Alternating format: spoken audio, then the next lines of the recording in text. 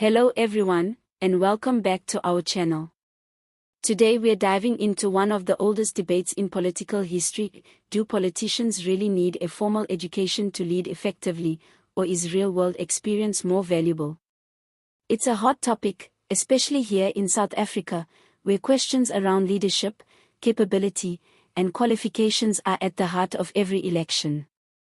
Some people argue that the best laws come from those who have lived through real struggle, while others believe academic achievement is a non-negotiable foundation for strong governance.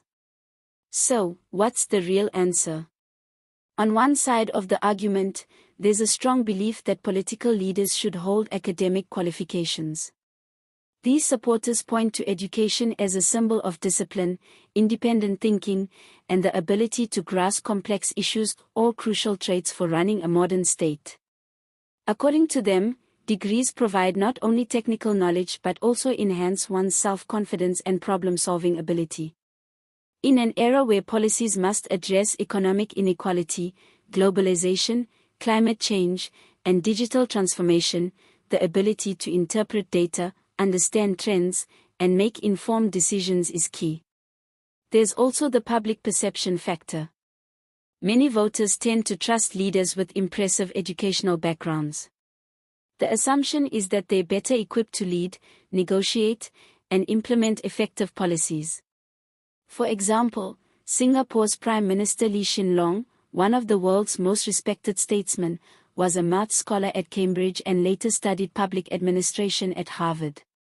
His leadership has played a massive role in transforming Singapore into one of the most advanced economies in Asia.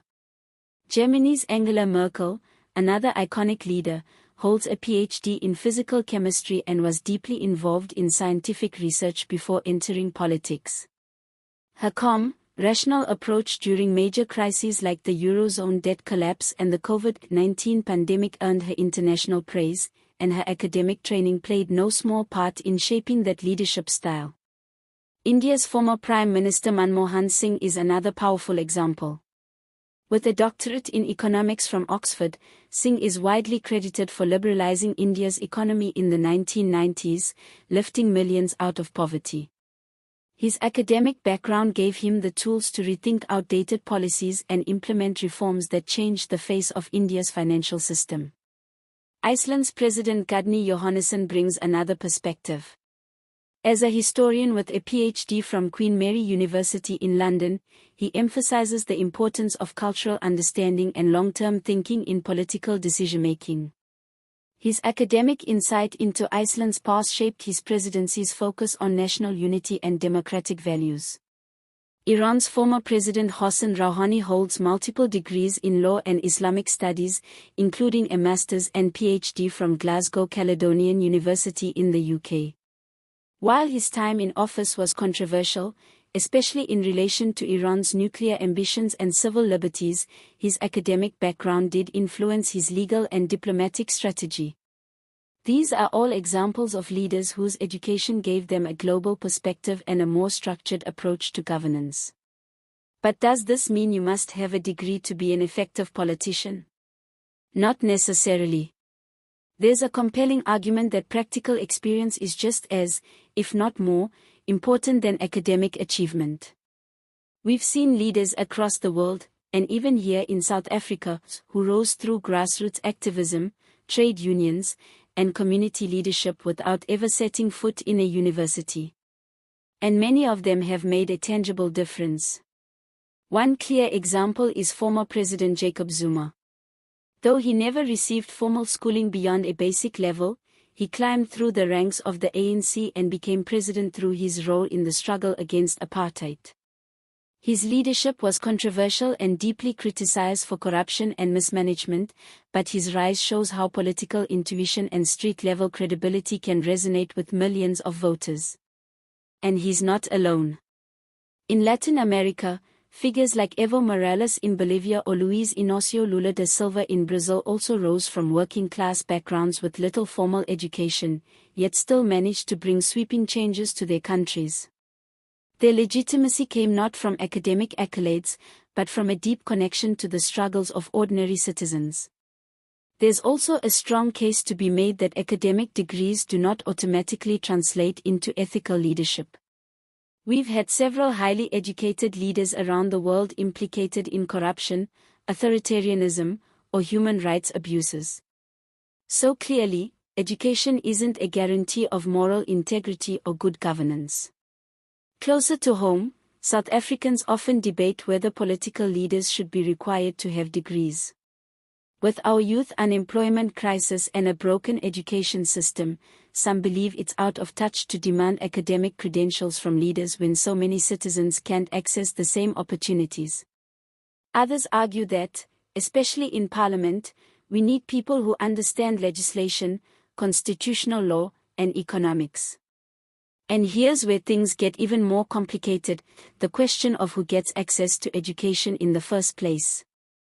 In deeply unequal societies like South Africa, the odds are already stacked against black and working-class students. Demanding degrees for political office could unintentionally exclude those who were systemically denied access to universities under apartheid, or who still struggle with poverty and under-resourced schools today. That said, having more highly educated leaders could help elevate the quality of political debate and policy development. But that doesn't mean education should be the only filter. Values, lived experience, and moral character matter just as much, if not more. So where does this leave us? It's clear that both sides have valid points. Education can improve a leader's ability to reason, debate, and lead policy reform. But it's not the only ingredient for good leadership. Empathy, resilience, strategic vision, and a connection to the people are just as essential, and sometimes even more so.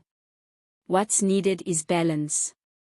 We need political spaces that are open both to academics who bring expert knowledge and to grassroots leaders who understand lived realities. A parliament filled only with technocrats risks becoming disconnected from ordinary citizens. But a parliament filled only with populists who lack technical understanding risks plunging the country into chaos. Ultimately, education should empower, not exclude. The goal should be to create a political system where experience and education go hand in hand, where policy is informed both by theory and by life on the ground. And most importantly, where leaders are held accountable not by their degrees, but by the outcomes they deliver for the people. So, what do you think? Should politicians be required to have university degrees? Or is real-world experience more important in leadership? Let us know your thoughts in the comments below. Don't forget to like this video, subscribe to the channel, and share it with friends who enjoy deep dives into South African political issues. Thanks for watching, see you next time.